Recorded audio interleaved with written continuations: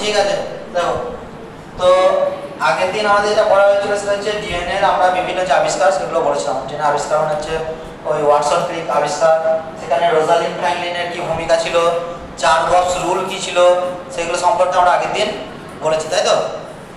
তো আজকে যেটা বলবো সেটা হচ্ছে ডিএনএ ভৌত গঠন, ফিজিক্যাল স্ট্রাকচার অফ ডিএনএ। তো এই ফিজিক্যাল স্ট্রাকচার অফ ডিএনএ তে যদি আমরা দেখি তাহলে ডিএনএ এর যে গঠন আমরা ছবিতেও দেখবো এবং আমরা প্রথমে একটা এঁকে নিই ডিএনএ এর গঠনটা কেমন, ঠিক আছে? ডিএনএ এর যে গঠন, ডিএনএ এর গঠন স্ট্রাকচারটা এরকম।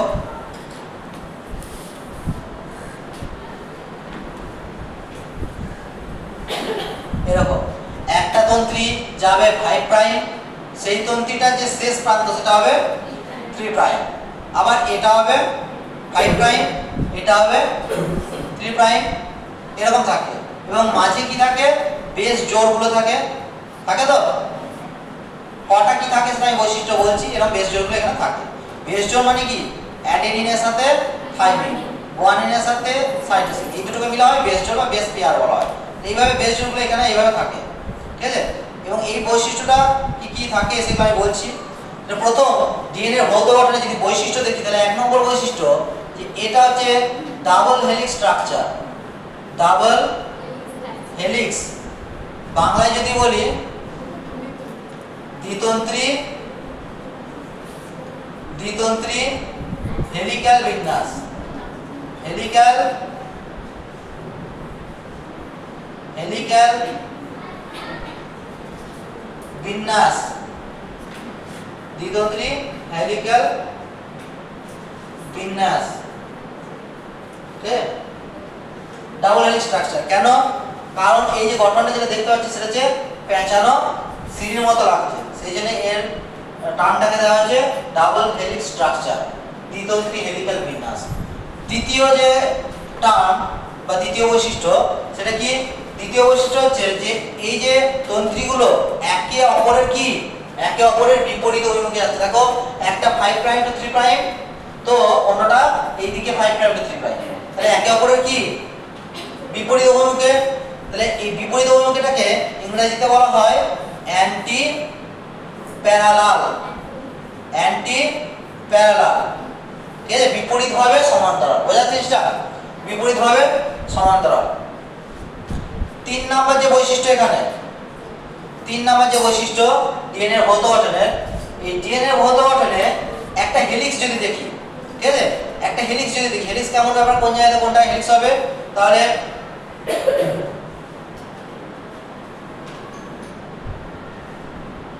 হেলিক্স ধরো কোন জায়গা থেকে, এই যে একটা এখান থেকে এরকম হচ্ছে, ঠিক পরের যেটা ওরকম জায়গা সেটা হচ্ছে একটা হেলিক্স। কারণ এখান থেকে স্টার্ট করছি, ঠিক তার পরের জায়গাটা যেটা, ঠিক আছে, সেটা হবে একটা হেলিক্স। তো এটা হচ্ছে একটা হেলিক্স, এবং একটা হেলিক্সের দৈর্ঘ্য কত এখানে 34 অ্যাংস্ট্রম। তাহলে হেলিক্স ডিসটেন্স কত, একটা হেলিক্সের দৈর্ঘ্য হচ্ছে 34 অ্যাংস্ট্রম। অ্যাংস্ট্রম মানে কত? অ্যাংস্ট্রম ইকুয়াল টু কত? হ্যাঁ 10 কি 10⁻10 কি, হ্যাঁ 10⁻10 metre, 10⁻10 metre, that is equal to 1 angstrom, ঠিক আছে? ঠিক 1 অ্যাংস্ট্রম। তো হেলিক্সের দৈর্ঘ্য, হেলিক্স, এই হেলিক্সের আবার মাঝে মাঝে কি আছে, এইগুলো বেস জোড়গুলো আছে, এবং কটা করে বেস জোড় থাকে, 10টা করে বেস পেয়ার থাকে, ভিপি বেস পেয়ার পার হেলিক্স। এক একটা হেলিক্সে থাকে 10টা করে বেস জোড়, এবং প্রতিটা বেস জোড় সমদূরত্বই থাকে। সেই জন্য প্রতিটা বেস জোড়ের দূরত্ব কত হয়ে যাবে? ঠিক, প্রতি বেস জোড়ের দূরত্ব, প্রতি বেস জোড়ের দূরত্ব হবে 3.4 অ্যাংস্ট্রম, ঠিক। 6 নাম্বার, এই যে ডিএনএ যে হেলিক্স, হেলিক্সের যে ব্যাস, ডিএনএ যে হেলিক্স তাকে যদি ব্যাসটা দেখি, ব্যাস মানে এইভাবে জিনিসটাকে টানলাম, নি এখানে দেখলাম যে কতটা ডায়ামিটার দেখাচ্ছে, ডায়ামিটার দেখাচ্ছে 2 ন্যানোমিটার। তাহলে ডিএনএ এর ব্যাস কত? ডিএনএ ব্যাস ডায়ামিটার হয় 2 ন্যানোমিটার, বা 20 কি বলবো অ্যাংস্ট্রম। ঠিক আছে, 7 নাম্বার বৈশিষ্ট্য আসছে এবার ডিএনএ ভৌত গঠনের 7 নাম্বার বৈশিষ্ট্য, যে এই বৈশিষ্ট্য আমরা দেখতে পাচ্ছি ডিএনএ একটা যে খাঁজ, এই যে এখানে যদি দেখি, এই খাঁজটা যদি দেখি, এই যে এই খাঁজটা, এটা এই খাঁজটা এটা দেখতে পাচ্ছি, এই খাঁজে কি বলা হয় মাইনর গ্রুপ। ঠিক, মাইনর গ্রুপ বাংলায় বলা হয় কি, বাংলায় বলা হয় সংকীর্ণ খাঁজ। আর এই যে বড় অংশটা, বড় মুখটা, সেটা হচ্ছে মেজর গ্রুপ। ঠিক, মেজর গ্রুপ বাংলায় বলে প্রশস্ত খাঁজ। তাহলে আমরা এখানে যেটা দেখতে পাচ্ছি সেটা হচ্ছে সংকীর্ণ খাঁজ, সংকীর্ণ খাঁজ ও প্রশস্ত খাঁজ, প্রশস্ত খাঁজ দেখা যায়। ঠিক আছে, প্রশস্ত খাঁজ দেখা যায়।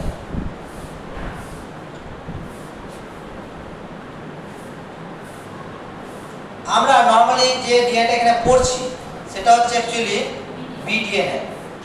বিডিএনএ, ডিএনএ অনেক ধরনের হয়, এডিএনএ, বিডিএনএ আর জেডিএনএ। জেডিএনএ নরমালি যে স্ট্রাকচার দেখতে গেলে আরো আছে, সি আছে, টি আছে, ডি আছে, কিন্তু নরমালি এটা আমরা ক্লাসিফাই করি এডিএনএ, বিডিএনএ আর জেডিএনএ। যেটা মোস্টলি অ্যাভেলেবল, সবচেয়ে বেশি পানিতে মধ্যে পাওয়া যায় সেটা হচ্ছে বিডিএনএ। বিডিএনএ, ঠিক আছে। এই বিডিএনএ স্টেবিলিটি হতে গেলে কেমন লাগে, মানে কত কি লাগে, 75% আর্দ্রতা লাগবে, হিউমিডিটি স্টেবল হতে গেলে 75% আর্দ্রতা লাগবে। আর অ্যাবাউট 90% লাগবে কি, তার সল্ট কনসেন্ট্রেশন বা এনএসিএল কনসেন্ট্রেশন বা কনসেন্ট্রেশন লাগবে, তবে বিডিএনএ স্টেবল হয়। আমাদের ডিএনএ গুলো হচ্ছে বিডিএনএ। ঠিক আছে, এডিএনএ কখন হয়, যখন কোনো একটা অণুজীব বা জীব একটা স্ট্রেস কন্ডিশনের মধ্যে দিয়ে যায়, তখন বিডিএনএটা অনেক সময় এডিএনএতে কনভার্ট হয়ে যায়। যেমন ধরো কোনো একটা ব্যাকটেরিয়া স্ট্রেস অবস্থায় আছে, সে এন্ডোস্পোর গঠন করেছে, অন্তররেণু গঠন করেছে, সেই অন্তররেণু গঠনের সময় তার ক্ষেত্রে যে বিডিএনএ ছিল কিন্তু সেটা আস্তে চেঞ্জ হয়ে এডিএনএতে যাবে। ঠিক আছে, এডিএনএ মেইনলি ক্রিটিক্যাল কন্ডিশনে বা স্ট্রেস কন্ডিশনে কোনো অণুজীব পড়ে থাকলে তখন তাদের দেখা যায় এডিএনএ, খুব বেশি অ্যাভেলেবল নয়। আর এডিএনএ আর বিডিএনএ এগুলো সবই হচ্ছে কি কি right handed coil, right handed coil, দক্ষিণাবর্তী। ঠিক আছে, মানে কেমন এরকম ব্যাপারটা, রাইট হ্যান্ডেড কয়েল থাকে। এই যে কয়েলটা হচ্ছে রাইট হ্যান্ড, টার্ন করে যখন নেবে রাইট হ্যান্ডেড নেবে। ঠিক আছে, রাইট হ্যান্ডেড কয়েল তারা এডিএনএ বিডিএনএ বলে। আর জেড ডিএনএ যেটা হয়, জেড ডিএনএ গুলো বেশিরভাগ হয় কি লেফট হ্যান্ডেড কয়েল বা অ্যান্টি ক্লকওয়াইজ, এটা হচ্ছে জেড ডিএনএ গুলো। ঠিক আছে, জেড ডিএনএ হচ্ছে লেফট হ্যান্ডেড কয়েল, আর এর হচ্ছে এ এন্ড বি ডিএনএ গুলো এরকম থাকে। এটাকে বলা হয় লেফট, এটা বলা হয় রাইট হ্যান্ডেড কয়েল, এটা বলা হয় লেফট হ্যান্ডেড কয়েল। ঠিক আছে, 8 নম্বরের বৈশিষ্ট্য হলো 9 নম্বর বৈশিষ্ট্য যায়। 9 নম্বর বৈশিষ্ট্য যদি দেখি তাহলে প্রথম যে এখানে অ্যাডেনিন দুটো হাইড্রোজেন বন্ধনী দ্বারা কার সাথে, থাইমিনের সাথে যুক্ত থাকে, আর গুয়ানিন কটা থাকবে, 3টে হাইড্রোজেন বন্ধনী দ্বারা সাইটোসিনের সাথে যুক্ত থাকে, তাই না? এই যে তার মানে কি adenine plus guanine equal to thymine plus cytosine. এটাকে আমরা কি রুল বলি, 4 box rule, 4 box rule, 4 box rule. DNA structure আবিষ্কারে এই রুলটার কিন্তু একটা ভূমিকা ভালোই ছিল, কিন্তু সম্পূর্ণ ভূমিকা ছিল না যতক্ষণ না পর্যন্ত রোজালিন্ড ফ্রাঙ্কলিনের এক্স-রে ক্রিস্টালোগ্রাফি ডিফ্রাকশন যে ডাটা পাওয়া গেছিল, ততক্ষণ পর্যন্ত এইটা দিয়ে কিন্তু আবিষ্কারটা হয়নি তখন। ঠিক আছে, কারণ এই ধারণা অনুযায়ী বলে যে ডিএনএ হচ্ছে ল্যাডার সেল, কিন্তু এক্স-রে ডিফ্রাকশন যখন ডেটা পাওয়া গেল তখন সেটা দেখা গেল না ওটা পেঁচানো। ঠিক আছে, তো এইগুলো মোটামুটি হচ্ছে কি একটা ডিএনএ বৈশিষ্ট্য বা ডিএনএ ভৌত গঠনের গুরুত্বপূর্ণ যে ফিচারসগুলো বা ক্যারেক্টারগুলো। ঠিক আছে, এই যে ডিএনএ যে এক একটা সুগার, যে সুগারের গুলো এই যে যখন কোনটা নিচে এক একটা বেস একে অপরের সাথে যে কোণে অবস্থান করে সেটাকে হচ্ছে 36 ডিগ্রি কোণে অবস্থান করে। কি না, সুগার গুলো একে অপরের সাথে, সুগার বেস একে অপরের সাথে, সুগার বেস যে কমপ্লেক্স একে অপরের সাথে 36 ডিগ্রি কোণে অবস্থান করে, ঠিক আছে? ওটাকে অনেক সময় বলে পিচ বলা হয় টার্মটাকে। পিচ কত না 36 ডিগ্রি পিচ, ঠিক আছে? এটা হচ্ছে ডিএনএ ভৌত গঠন। ডিএনএ ভৌত গঠন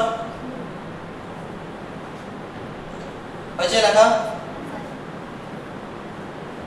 এরপরে নেক্সট স্লাইডে আমরা চলে যাব। নেক্সটে ডিএনএ ভৌত বৈশিষ্ট্য। ডিএনএ ফিজিক্যাল প্রপার্টি, আগে ছিল ভৌত গঠন, এটা হচ্ছে এখন ভৌত ধর্ম। ভৌত ধর্ম, আগেরটা কিছু অসুবিধা আছে দেখাবো, ঠিক আছে? আছে ডিএনএ ভৌত ধর্ম ফিজিক্যাল প্রপার্টিজ। ডিএনএ যদি ভৌত ধর্ম দেখি তাহলে ডিএনএ কিন্তু তাপে কি হতে পারে, তাহলে তাপে বলার আগে ডিএনএ কিন্তু বেশিরভাগ শীতল অ্যালকোহলে দ্রাব্য। শীতল অ্যালকোহলে দ্রাব্য,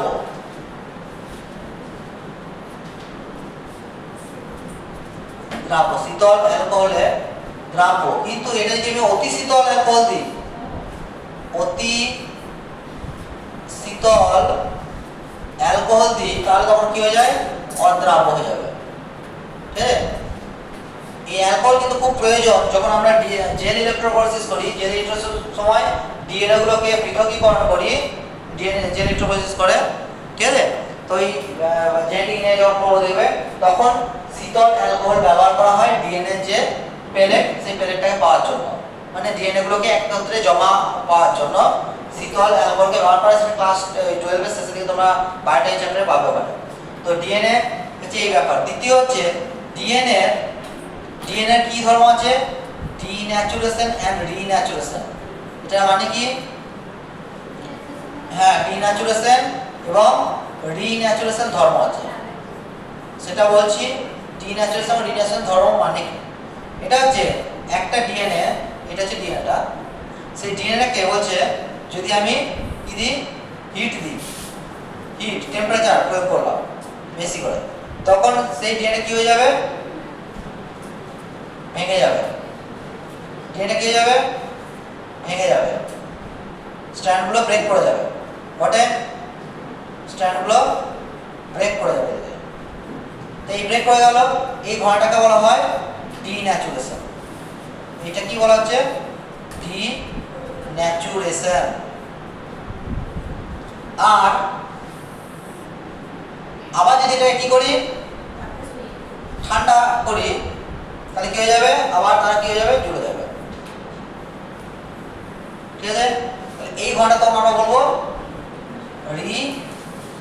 রিন্যাচুরেশন, পুনরায় জুড়ে যাওয়া, রিন্যাচুরেশন, ঠিক আছে? এবার প্রশ্নটা হচ্ছে কখন ডিন্যাচুরেট হবে, কত তাপমাত্রায় হবে, কি করে বুঝবো যে কত তাপমাত্রায় ডিন্যাচুরেট হবে? তার জন্য একটা কনসেপ্ট আছে, সেটাকে বলা হয় ডেল্টা টিএম ভ্যালু। যদি এটাকে পুরো বলি, পুরো মানে পুরো ফুল ফর্ম, তাহলে হচ্ছে melting temperature, DNA melting temperature value. সেটা কিভাবে মানে ইয়ে করা হয়, গণনা করা হয়, ঠিক আছে? গণনা করা হয় বলছে ডেল্টা টিএম ভ্যালু। এটা তোমরা একটু জেনে নেবে, খুব বেশি ইম্পর্টেন্ট নয়, আমি সূত্রটা লিখে দিচ্ছি, a + t + 4g + c, ঠিক আছে? এই সূত্রটা প্রযোজ্য শুধুমাত্র 14 নিউক্লিওটাইড বিশিষ্ট যেগুলো ডিএনএ তাদের মধ্যে। 14 নিউক্লিওটাইড মানে ডিএনএ যদি বেস সংখ্যা 14 বেস পেয়ার হয়, ঠিক আছে? 14 বেস পেয়ার যুক্ত যেগুলো বা বেস পেয়ার যুক্ত যেগুলো ডিএনএ, সেইগুলোতে থাকবে কি এই সূত্রটা প্রযোজ্য, ডেল্টা টিএম ভ্যালু হবে, ঠিক আছে? দেখা গেছে 14 যদি বেস পেয়ার যুক্ত ডিএনএ হয়, তার জন্য টেম্পারেচার প্রায় কত 80 ডিগ্রি কাছাকাছি দিলে মোটামুটি সে কি হয়ে যায়, ব্রেক করে যায় ডিএনএটা, যে অর্ধেক পরিমাণ ডিএনএ ব্রেক করে যায়, সেটা হচ্ছে ডেল্টা টিএম ভ্যালু বলা হয়, ঠিক আছে? কিন্তু 14 নিউক্লিওটাইডের উপর তখন ফর্মুলাটা আলাদা হয়ে যায়, তখন ওই ফর্মুলাটা অনেক একটু বড় ফর্মুলা, তখন ওই ওই টার্মটাকে আমরা বলি কট ভ্যালু, কট ভ্যালু, কট ভ্যালু বলি, কট ভ্যালু বলি। ঠিক আছে, এটা আমাদের এখন অতটা দরকার নাই।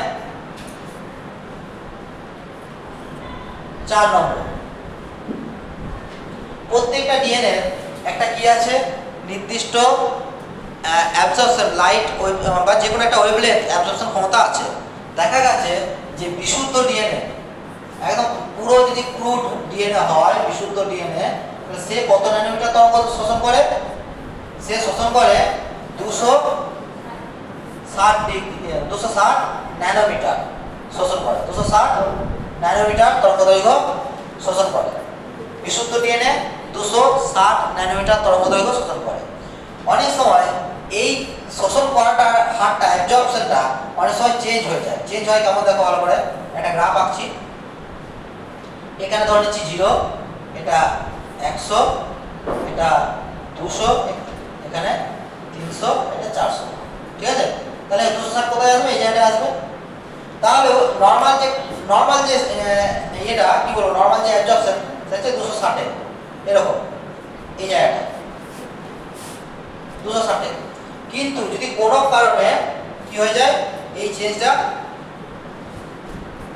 এরকম হলো, এরকম হচ্ছে, এই ধরনের যে চেঞ্জটা হলো, এই যে চেঞ্জটা, এটাকে বলা হয়, টার্ম আছে হাইপারক্রমিক শিফট। হাইপারক্রমিক শিফট বলা হয়। হ্যাঁ, হাইপারক্রমিক শিফট কিসে চেঞ্জ হলো? তার অ্যাবজর্পশনে চেঞ্জ হলো। আবার ঠিক উল্টোটা তো হতে পারে। কি হতে পারে উল্টোটা? যে কমে যেতে পারে, এরকম হতে পারে। তখন সেটাকে বলা হয় হাইপোক্রমিক শিফট। হাইপোক্রমিক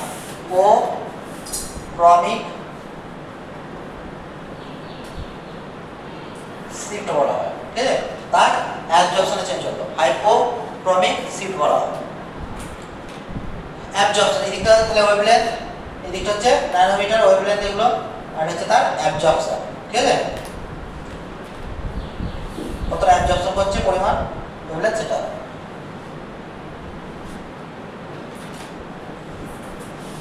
যদি আরেকটা জিনিস দেখা যায় যে ওয়েভলেন্থ এরকম হয়েছে, ব্যাপারটা যে 260 ন্যানোমিটারে ছিল, কিন্তু এমন একটা এজেন্ট যোগ হওয়ার ফলে ওর সাথে তার ওয়েভলেন্থ কি হয়ে গেল? চেঞ্জ হয়ে গেল, ওয়েভলেন্থ সরে গেল। সরে গেল মানে এরকম জায়গায় চলে গেল, অর্থাৎ এই জায়গাটা চলে গেল। ছিল 260 হয়ে গেল 460 ন্যানোমিটারে।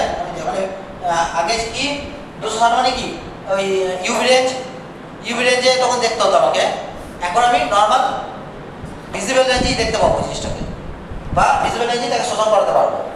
এইরকম যদি শিফটটা হয়, তখন সেই শিফটটাকে নাম দেওয়া হয়েছে প্যাথোক্রোম্যাটিক শিফট। প্যাথোক্রোম্যাটিক শিফট বলা হয়। এগুলো সবই পড়ছে কিসের? তার ফিজিক্যাল প্রপার্টিসের মধ্যে। ঠিক আছে, প্যাথোক্রোম্যাটিক শিফট। তাছাড়া 5 নম্বর লিখতে পারো, ডিএনএ এর প্রবণতা ধর্ম আছে। ডিএনএ কি থাকতে পারে? তার প্রবণতা ধর্ম অনুযায়ী সলিউশনে মিশে থাকতে পারে।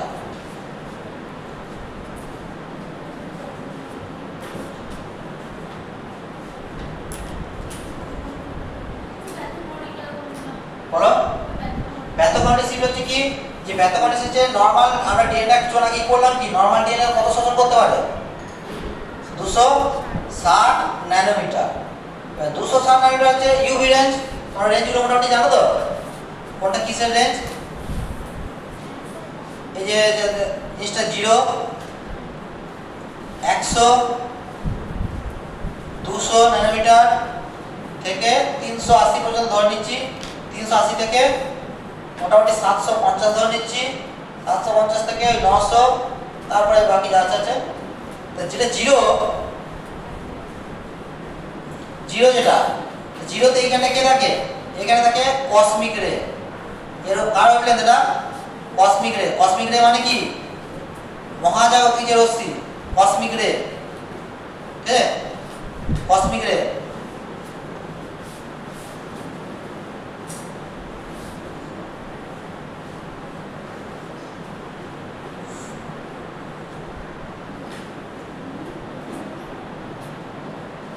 এটা হচ্ছে কসমিক রে, মহাজাগতিক রশ্মি। 100 থেকে 200 ন্যানোমিটার তরঙ্গদৈর্ঘ্য কার বলো? 100 থেকে 200 এক্স রে। 100 থেকে হচ্ছে 200 মধ্যে তরঙ্গদৈর্ঘ্য হচ্ছে এক্স রে। ন্যানোমিটার কিন্তু সবগুলো ন্যানোমিটারে।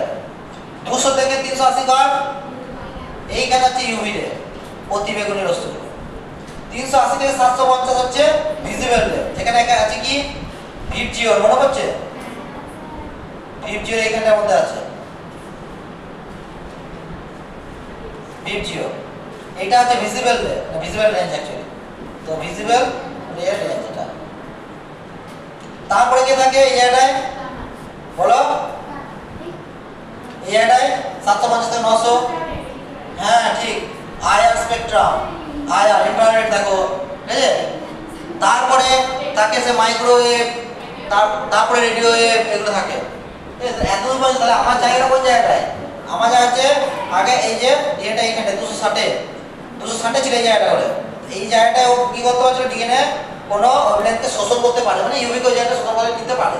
কিন্তু কি করলাম, এমন একটা এজেন্ট আমি যোগ করলাম যার ফলে ওর শোষণ রেঞ্জটা বেরিয়ে চলে গেল কোথায়? এই জায়গাটা হচ্ছে এখন 460 এর কাছাকাছি, বুঝতে পারছি? মানে শিফট করে গেল। আগে শোষণ করতো 260 ন্যানোমিটার, এখন শোষণ করো এমন একটা এজেন্ট মিশিয়ে দিয়েছি ডিএনএর সাথে, তাতে 460 শোষণ করছে। এই যে শিফটটা হলো, এই শিফটটাকে বলা হয় প্যাথোক্রোম্যাটিক শিফট, ঠিক আছে।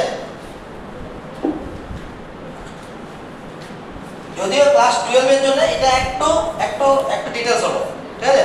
12 অনেক জায়গা অনেক বলে না এটা, ঠিক আছে। তারপরে চলে আসি ভৌত ধর্ম হয়ে গেল।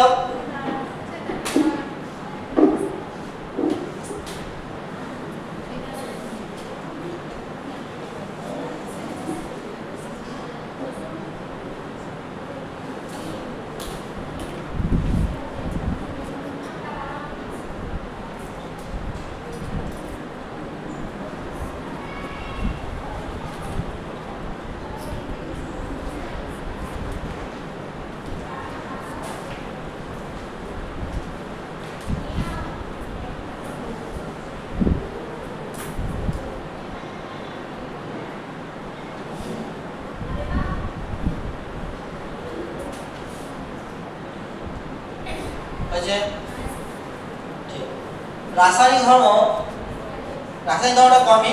রাসায়নিক ধর্ম তোমরা পড়েছো।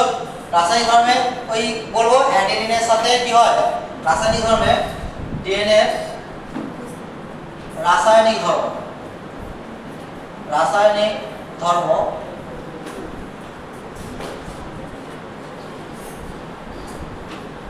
এখানে দেখি, তাহলে আমরা জানি অ্যাডেনিনের সাথে থাইমিন যুক্ত হয়। যেভাবে যুক্ত হচ্ছে, যে রিঅ্যাকশনের পরে হাইড্রোজেন বন্ধন সৃষ্টি হচ্ছে, সেটা হচ্ছে হাইড্রোজেন বন্ধনী করে। গুয়ানিনের সাথে হচ্ছে 3টে, ঠিক আছে। এইখানে হচ্ছে এইগুলো হচ্ছে কেমিক্যাল ব্যাপার, যে দুটো বেস কিভাবে একটা অপরের সাথে হাইড্রোজেন বন্ধনী করে যুক্ত হচ্ছে সেটা। তো অত আমাদের ডিটেইলস জানতে যে প্রয়োজন নেই আমাদের এখানে। রাসায়নিক ধর্মে এই কটাই জিনিসটা আছে। তাছাড়াও আর কি আমরা জানি যে এই যে ডিএনএ অ্যাকচুয়ালি গঠিত হচ্ছে কি, deoxy adenosine triphosphate, deoxy guanosine triphosphate, deoxy cytosine triphosphate and deoxy thiamine বা থাইমিন ট্রাইফসফেট। তো এইগুলো অংশগ্রহণ করে, কিন্তু ডিএনএ যখন এন্ট্রি নেয় তখন কি, তখন একটা করে ফসফেট থাকে, তখন দুটো পাইরোফসফেট হিসেবে বেরিয়ে যায়, ঠিক আছে। দুটো পাইরোফসফেট হিসেবে বেরিয়ে যায়। আগের দিন কি যে নিউক্লিক অ্যাসিডের চেইনটা কিভাবে তৈরি হয় দেখিয়েছিলাম ছবিটা, নিউক্লিক অ্যাসিডের চেইনটা। তা দেখো যে কিভাবে করে দিয়েছি, এটা লিখে নাও। হ্যাঁ দেখো, তাহলে একটা বলে দিই যে কিভাবে একটা ডিএনএ ইলংগেট করে, মানে নিউক্লিক অ্যাসিড স্ট্রাকচারটা ইলংগেট করে। এটা হচ্ছে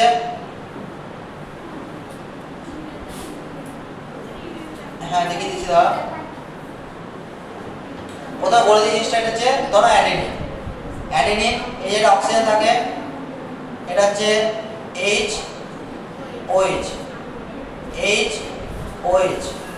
এখানে CH2OH, কিন্তু ওটা আগের একটা ফসফেটের সাথে যুক্ত থাকবে। এই দিকটা হচ্ছে 5 প্রাইম প্রান্ত।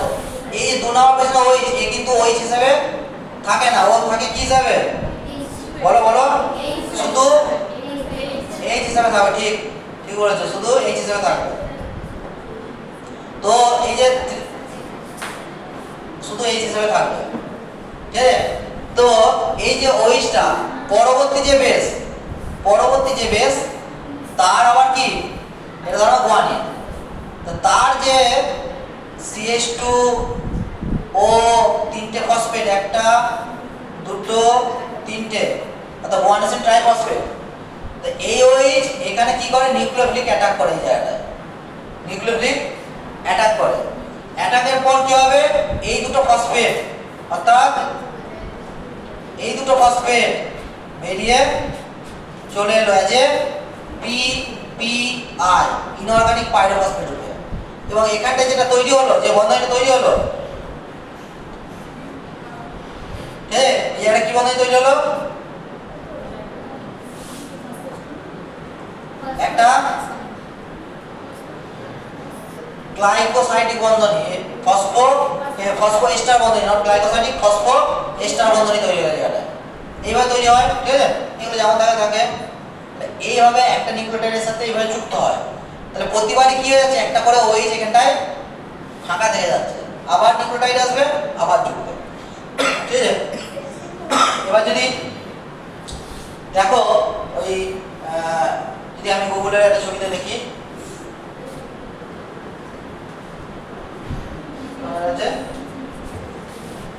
এটা তো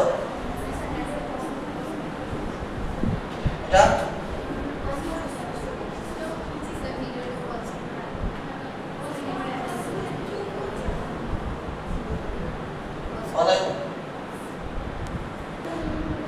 ইমেজ যায়, কোনো একটা ভালো ইমেজ,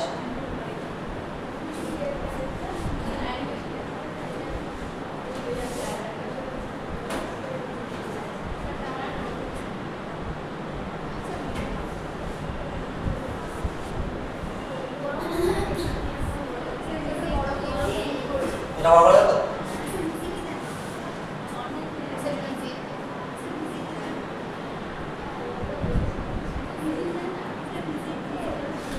ভিজিটে গেলে ওয়েবসাইটটা খুলে যাবে।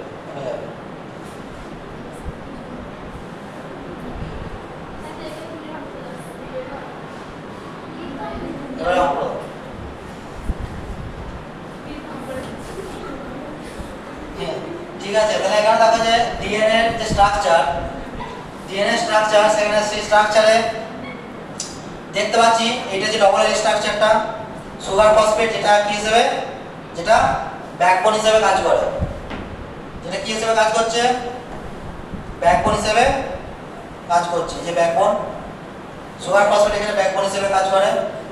অ্যাডিনিন থাইমিনের সাথে যুক্ত হয়েছে, এগুলো যে কি বলবো, বেস পেয়ার, এগুলো আমরা বলবো বেস পেয়ার, বা আরেকটা নাম বলতে পারি ওয়াটসন ক্রিক পেয়ার, ওয়াটসন ক্রিক পেয়ার বলা হয়, ওয়াটসন ক্রিক পেয়ার, ঠিক আছে, ওয়াটসন ক্রিক পেয়ার। তাহলে 5 প্রাইম 3 প্রাইম, এটা হচ্ছে 5 প্রাইম 3 প্রাইম, অর্থাৎ এইদিকে একটা রান করতে দেখো, এইদিকে একটা রান করছে, যেটা বলছিলাম।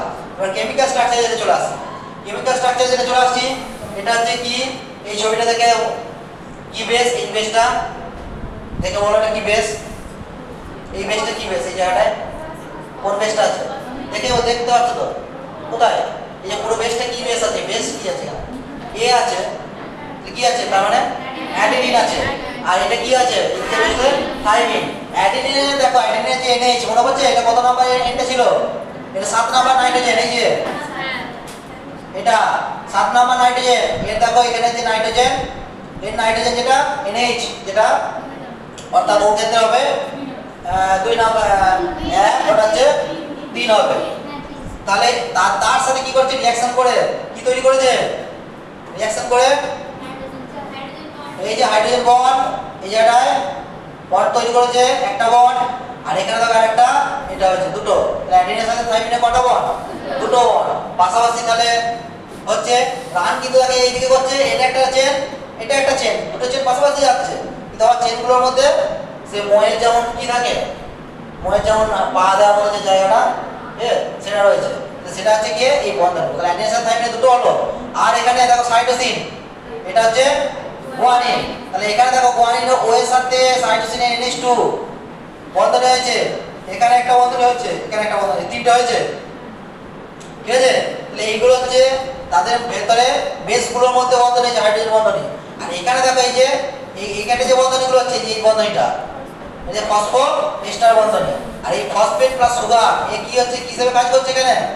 ফসফেট এবং সুগার কি হিসেবে কাজ করছে? ব্যাকবোন হিসেবে কাজ করছে। খুব ইম্পর্টেন্ট, ব্যাকবোন হিসেবে কাজ করছে সুগার ফসফেটটা, ব্যাকবোন হিসেবে কাজ করে, মানে মেরুদণ্ড, পুরো স্ট্রাকচারটার মেরুদণ্ডকে সুগার ফসফেটটা, ঠিক আছে। এই হচ্ছে স্ট্রাকচারটা, এইভাবে পরবর্তীতে যুক্ত হচ্ছে। এবং দেখো প্রতি ক্ষেত্রে এই যে বেসের যে 3 নাম্বার ও সে রিঅ্যাকশনে অংশগ্রহণ করছে, এই যে ও। আবার দেখো পরবর্তী যে ও এর এই যে অংশগ্রহণ করেছে। আবার দেখো তার ও 3 নম্বরটা প্রতি ক্ষেত্রে অংশগ্রহণ করছে, 2 নম্বরটা নয় কেন? হ্যাঁ ও নাই, ওইস নেই, শুধু এই ফর্মে আছে বলে রিঅ্যাকশন করতে পারছে না। সেই জন্য দেখো প্রতি ক্ষেত্রে কি হয়ে যাচ্ছে, ওইসটা ফ্রি, ওইস প্রতি ক্ষেত্রে কি হচ্ছে, ফ্রি থাকছে। তাহলে আবার নিউক্লিওটাইড কি হতে পারে এখানে যুক্ত হতে পারে। এইভাবে চেইনটা কি করে, ইলংগেট করে, চেইনটা এইভাবেই বেড়ে যায়। এইভাবে নিউক্লিক অ্যাসিডগুলো কি হয়, গঠন হয়, ঠিক আছে। ঠিক, তাহলে এটা এগুলো সব গেল ডিএনএ বিভিন্ন প্রপার্টিজ, ডিএনএ ভৌত গঠন আর ডিএনএ রাসায়নিক গঠনগুলো গেল, ডিএনএ ব্যাপারগুলো হয়ে গেল। এরপর আমরা যেটা চলে যাচ্ছি হচ্ছে আরএনএ ব্যাপারটা, ঠিক আছে। তো আরএনএটা চলে যায়। আরএনএ এর ক্ষেত্রে আরএনএ যেটা পুরো নাম হচ্ছে, আরএনএ পুরো নাম কি? হ্যাঁ, আরএনএ পুরো নাম হচ্ছে রাইবোনিউক্লিক অ্যাসিড।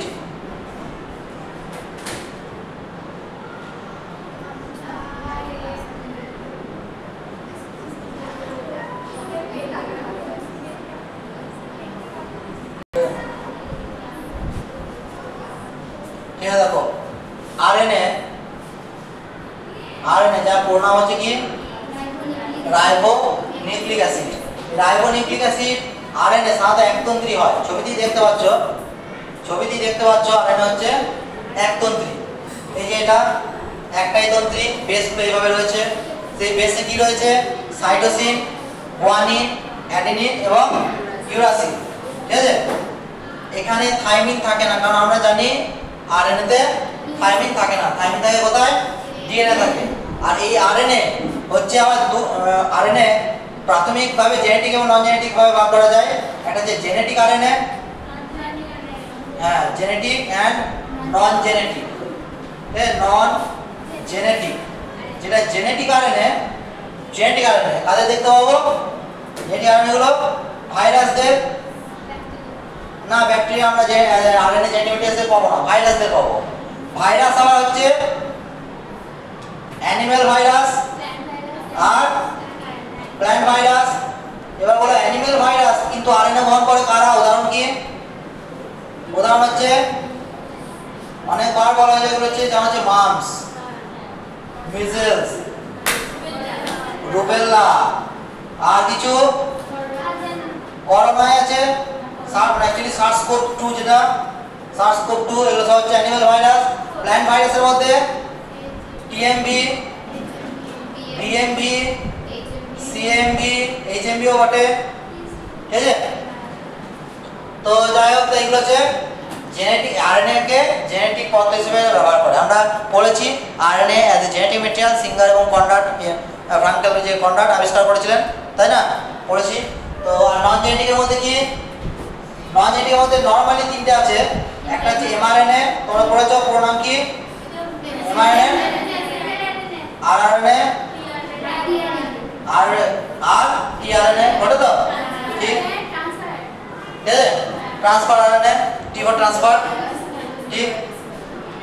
তাহলে এই যে আরএনএ গঠন হচ্ছে একতন্ত্রী, অ্যাডেনিন, গুয়ানিন, সাইটোসিন এবং ইউরাসিন দ্বারা গঠিত। আরএনএ দুই প্রকারের নরমালি হতে পারে, জেনেটিক এবং নন জেনেটিক। নরমালি বইগুলোতে আগে যেটা পড়ে ডাইরেক্ট এমআরএনএ, টিআরএনএ, আরএনএ পড়েছিল, সেখানে ভাগটা জেনেটিক নন জেনেটিক ছিল না, ঠিক আছে। এরপরও আরো আরএনএ কে ভাগ করা যায়, বইতে অত ডিটেইলস দেয় না। এখানে যদি আমি একটু বলে দিই যে আদার্স ডিএনএ, কি বলবো? আদার্স ডিএনএ, দেখো এই নামগুলো শুনেছো নাকি? আদার্স ডিএনএ, এগুলো পরবর্তীকালে আদার্স আরএনএ পরবর্তীকালে পেতে পারো অনেক অনেক জায়গায়, যেমন বাইরে চ্যাপ্টারে কিছু পেতে পারো, যেমন হচ্ছে HNRNA মানে hetero nuclear RNA, HNRNA hetero nuclear RNA. আর কি SNRNA স্মল নিউক্লিয়ার আরএনএ। আর কি SNORNA স্মল নিউক্লিওলার আরএনএ। ঠিক আছে, আরো আছে গাইড আরএনএ, GRNA বলা হয়। তাছাড়া আছে SIRNA স্মল ইন্টারফারেন্স আরএনএ। এত ধরনের আরএনএ আছে, অনেক ধরনের আরএনএ আবিষ্কার হয়েছে এখন। ঠিক আছে, এগুলো আদার্স আরএনএর মধ্যে পড়ে, এটা আমাদের পরে একটা সিলেবাসে নেই। তবে আমরা SIRNA এর ব্যাপারটা আমরা পাবো বায়োটেকনোলজি চ্যাপ্টারে পাবো। আরএনএ ইন্টারফারেন্স বলে একটা টার্ম আছে, সেখানে আমরা পাবো SIRNA।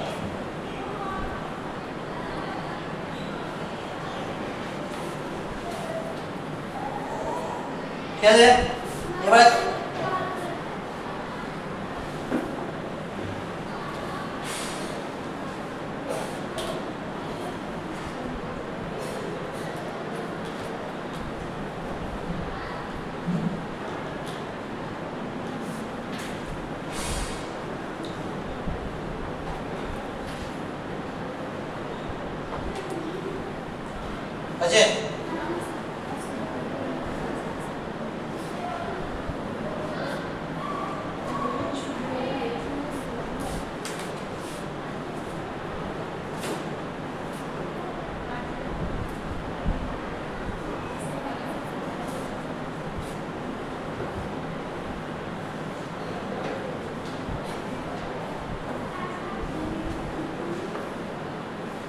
এগুলো বলবে।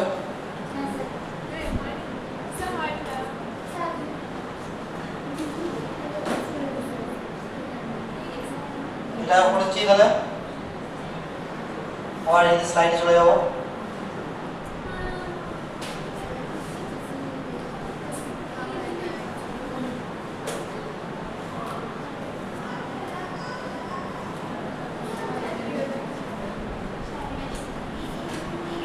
তো আমরা যদি আরএনএ স্ট্রাকচার ফরমেশন দেখছি, যদি স্ট্রাকচার ফরমেশনের অ্যানিমেশন সব বলছিল।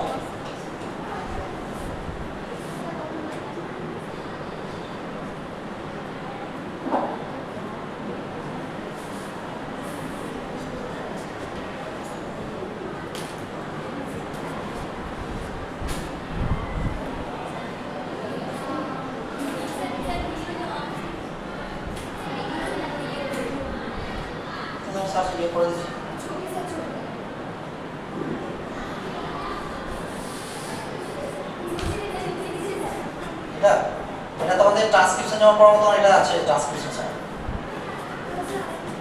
এটা আগে দেখো,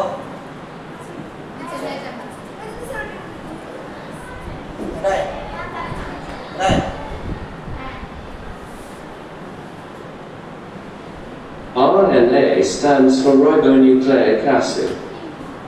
It has ribose sugar in its structure, synthesized in the nucleus, and an acidic nature due to the presence of a phosphate group, which is why it is called ribonucleic acid. Mostly, RNA has single-stranded structures. It is called its primary structure. It has a sugar phosphate chain along which nucleotides are arranged. It has 4 nucleotide bases: adenine, cytosine, guanine, and uracil. RNA has 3 main types: messenger RNA, ribosomal RNA, and transfer RNA. All these types of RNA are involved in gene expression. Messenger RNA is synthesized in the nucleus from DNA during transcription. As its name suggests, it receives a message from the nucleus. After formation, it travels from the nucleus to the cytoplasm, where it is translated into protein. Next, ribosomal RNA is synthesized in the nucleus, but is mostly found in the cytoplasm, in ribosomes. Ribosomes are composed of ribosomal RNA and proteins. It is involved in the translation of messenger RNA. Along with the transfer RNA, it prepares proteins. The last one is transfer RNA, which has a T shape and is mainly involved in translation steps. It has an anticodon at its end, which is specific to a particular amino acid. It brings amino acid corresponds to each codon during protein synthesis. So, all these types are involved in gene expression. Messenger RNA bring the message from nucleus, ribosomal makes proper arrangements, and transfer RNA brings amino acids one by one to complete the process. Don't forget to subscribe for more informative videos and click the bell icon for the most recent ones. mRNA heading দাও mRNA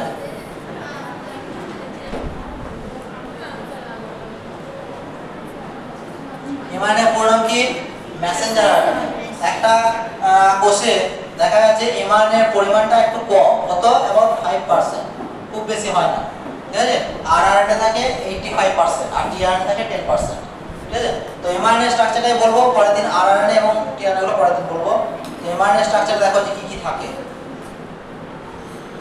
mRNA structure দিন আমি পেয়ে যাব নাকি পেয়ে যাব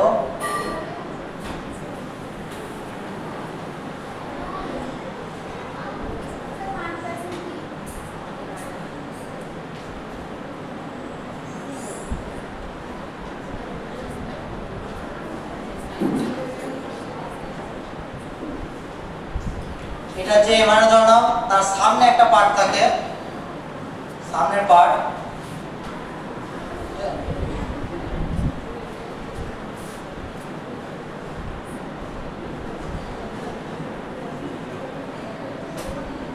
এটা ধরে নিচ্ছি কালারটা এখানটায় ফিলআপ করা যাবে লাল দিয়ে করি সামনে একটা ফোল্ডার থাকে এখানটায় এটা পার্ট এটা ধরো mRNA ফোল্ডার তো mRNA সামনে একটা অংশ থাকে এইখানে একটা পার্ট এখানে একটা পার্ট এখানে আর এটা মোট পাঁচটা এবার কি কি পার্ট প্রথম এইটাকে নাম দেওয়া হয়েছে ক্যাপ ক্যাপ দেওয়া হয়েছে এটা কি দেওয়া হয়েছে NC1 দেওয়া হয়েছে NC1 নন কোডিং রিজিয়ন 1 এইটাকে দেওয়া হয়েছে কোডিং রিজিয়ন কোডিং বলা হয় কোডিং রিজিয়ন এটা হচ্ছে NC2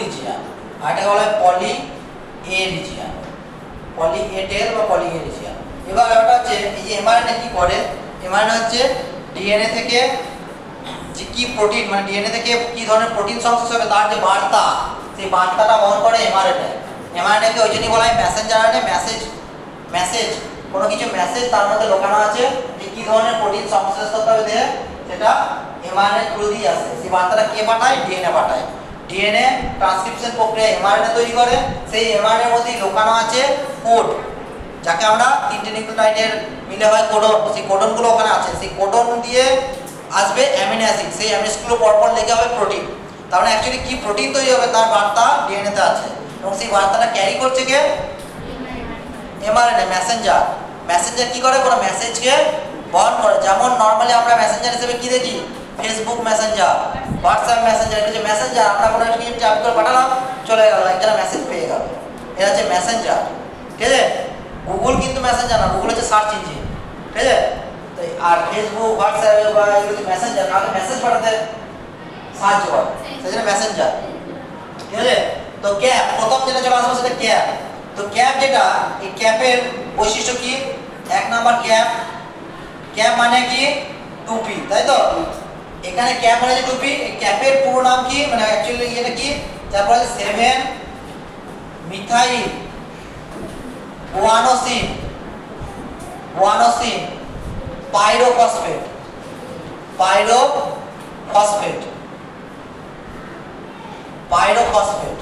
ঠিক আছে 7 মিথাইল গুয়ানোসিন পাইরোফসফেট এ কি করে যেহেতু mRNA প্রথমেই আছে এ কি করে mRNA কে RNA উৎসেচকের হাত থেকে রক্ষা করে। কেন?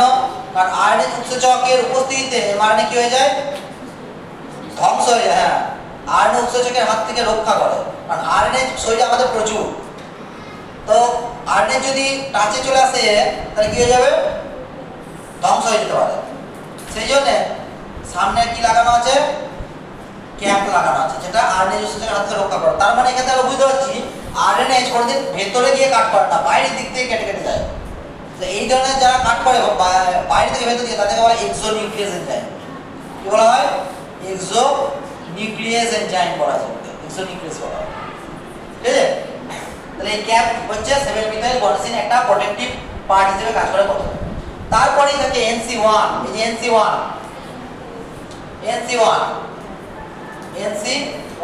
এটা কত? 10 থেকে 100 নিউক্লিওটাইড সমন্বিত। 10 থেকে 100 নিউক্লিওটাইড এখানে থাকবে। এবং আমি বুঝতে পারছো এখানে কি হয় না, পুরো নাম কি?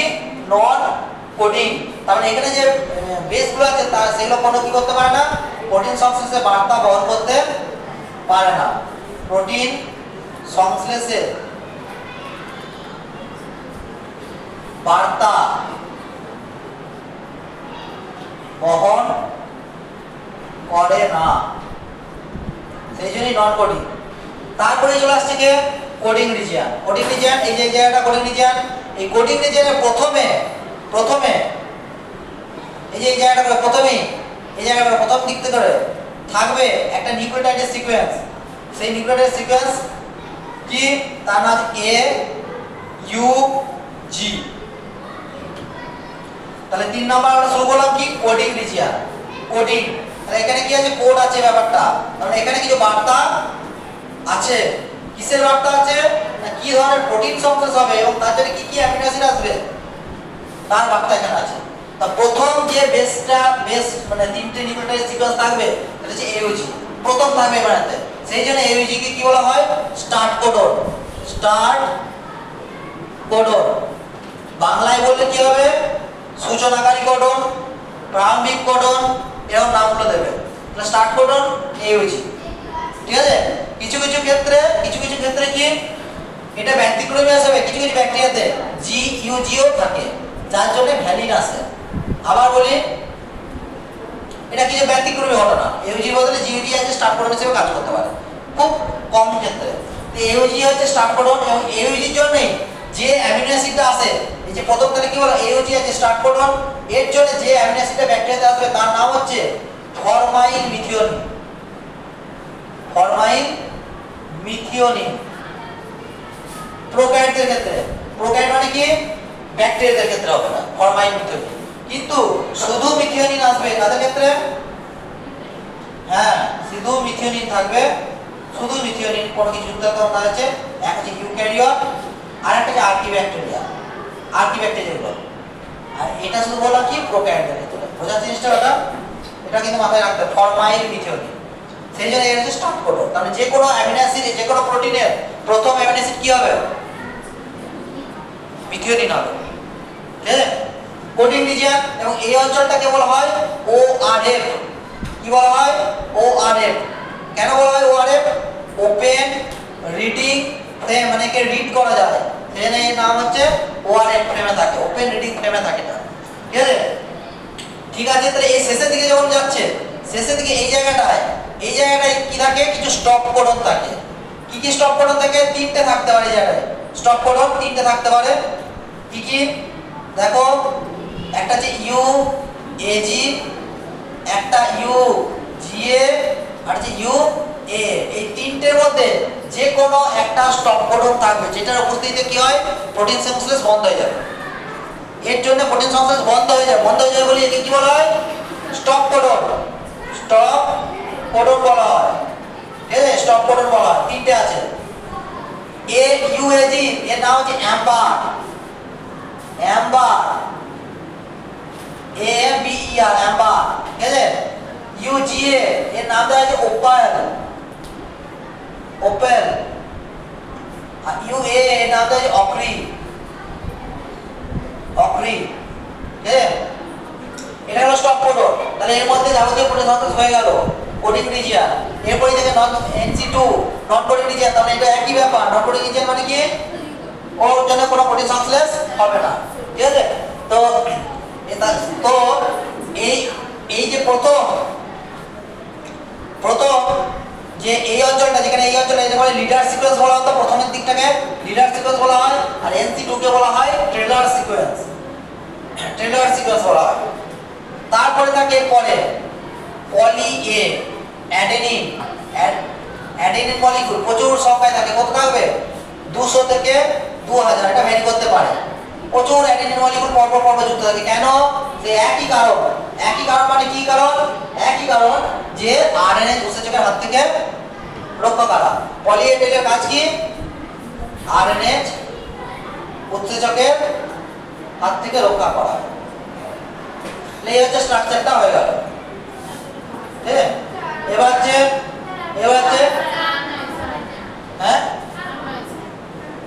এবার হচ্ছে কি, যে বলে দিচ্ছি জিনিসটা, তাহলে এই জিনিসটা স্ট্রাকচার 5টা হয়ে গেল। কাজ কি, প্রোটিন সংশ্লেষে সাহায্য করা, ব্যাকটেরিয়াদের ক্ষেত্রে পলিজম গঠন বা রাইবোজম গঠনে অংশগ্রহণ করা, এই হচ্ছে দুটো কাজ, ঠিক আছে। তো এই দুটো মনে রাখবে। এমআরএনএ হলো, পরের দিন আমরা আরআরএনএ আর টিআরএনএটা পড়বো, ঠিক আছে।